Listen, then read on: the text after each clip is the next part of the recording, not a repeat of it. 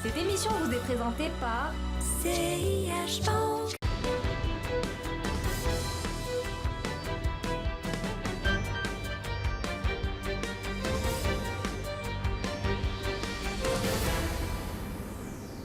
Bonjour à toutes, bonjour à tous et bienvenue sur Bourse News. On poursuit aujourd'hui notre fameuse série sur les bourses africaines, toujours avec mon invité qu'on ne présente plus, Wissam Berbouchi, président de Hope Africa Asset Management. Bonjour Wissam. Bonjour Adil.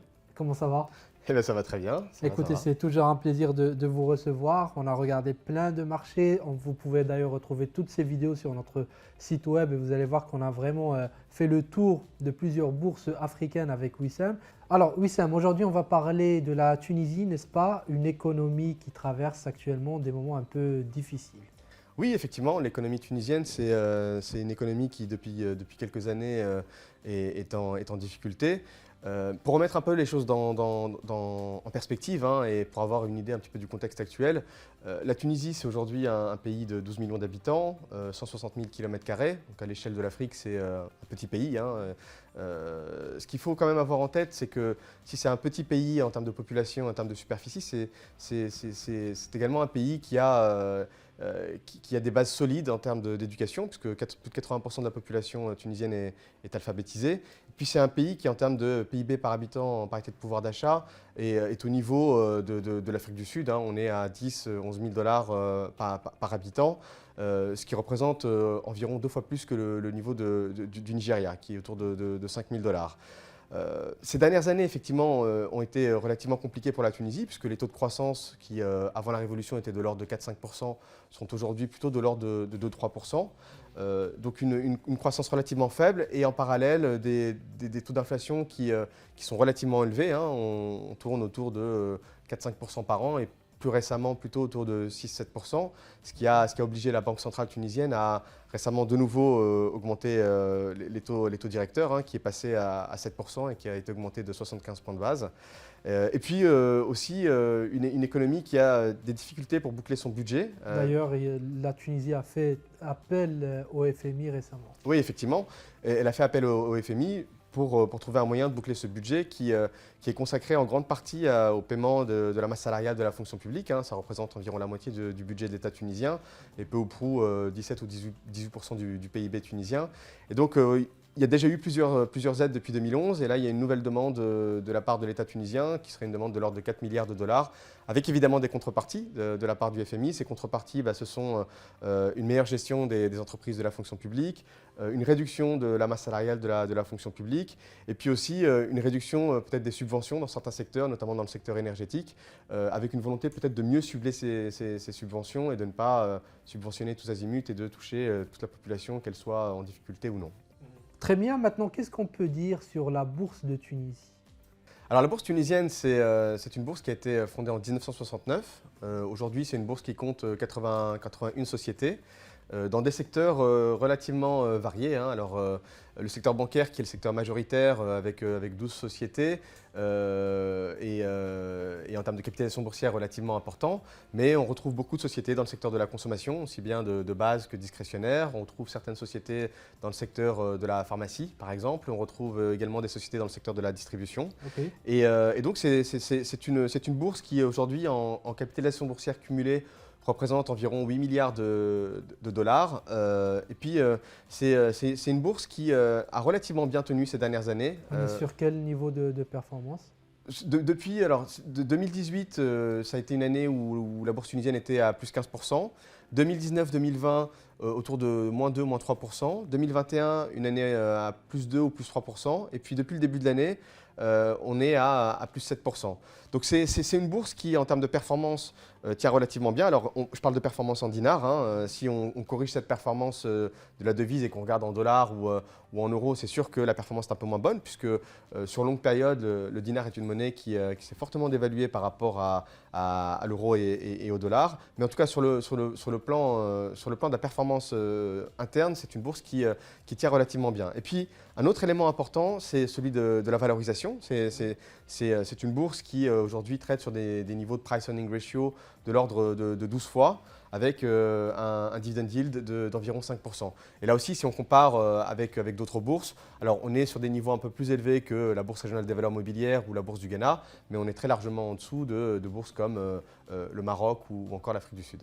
Très bien Wissam. Alors dernière question, comme d'habitude, je vous interpelle sur votre gestion, le fonds que vous gérez qui est un fonds panafricain. Est-ce qu'il y a des entreprises qui vous intéressent sur ce marché tunisien que vous regardez de près?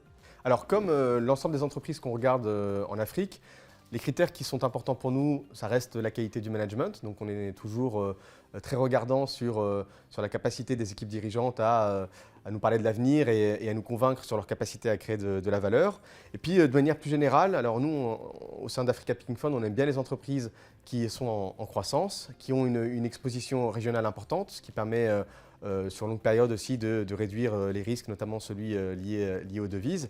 Et à ce titre-là, alors nous, on aime bien une société qui s'appelle SAH, Société d'articles hygiéniques, qui est une société qui est présente dans les produits hygiéniques, alors couche bébé, mouchoirs, couches pour adultes. C'est une entreprise qui a une très forte part de marché en Tunisie, ils sont leaders, mais c'est une entreprise qui est également présente dans beaucoup d'autres pays en Afrique, une vingtaine, avec des sites de production en Tunisie, en Côte d'Ivoire.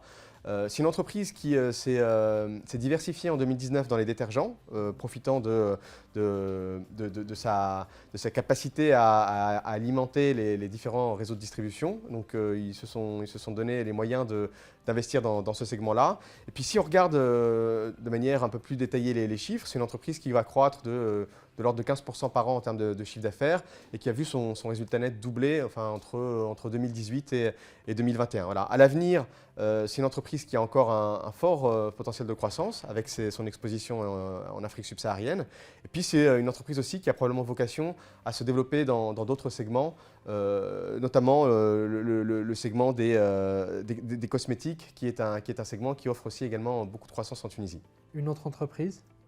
Alors une autre entreprise qu'on apprécie et qui rentre aussi un petit peu dans cet état d'esprit, c'est-à-dire une forte exposition régionale, c'est une entreprise qui s'appelle Eurocycle, qui est le 6e exportateur de vélos en Europe. Alors historiquement, ils exportaient beaucoup de vélos en Angleterre. Aujourd'hui, ils en exportent également beaucoup en France, en Italie, enfin en Europe de manière générale.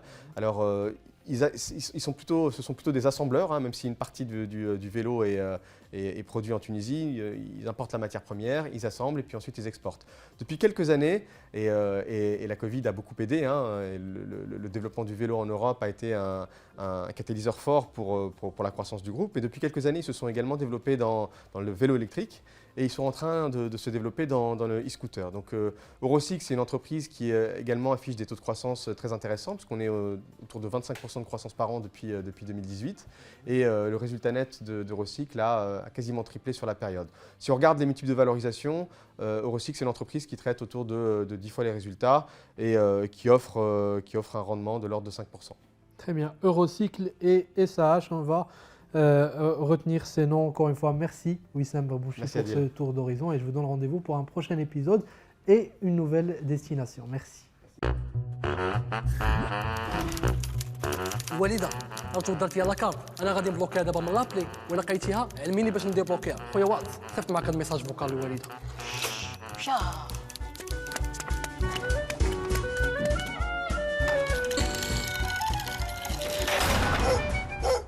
بوبي وخلعتيني ميساج والده شويه ونسبل لك لاكارت مع السروال فين كان عقلك وهي ندير بلوكيها دابا مع لابلي سياش موبيل كيفات ليك لاكارت بلوكيها لقيتيها ديبلوكيها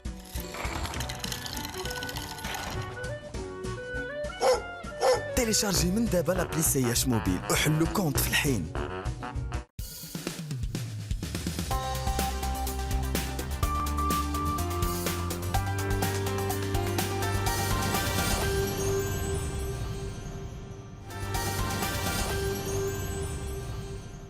Cette émission vous a été présentée par CIH Bank.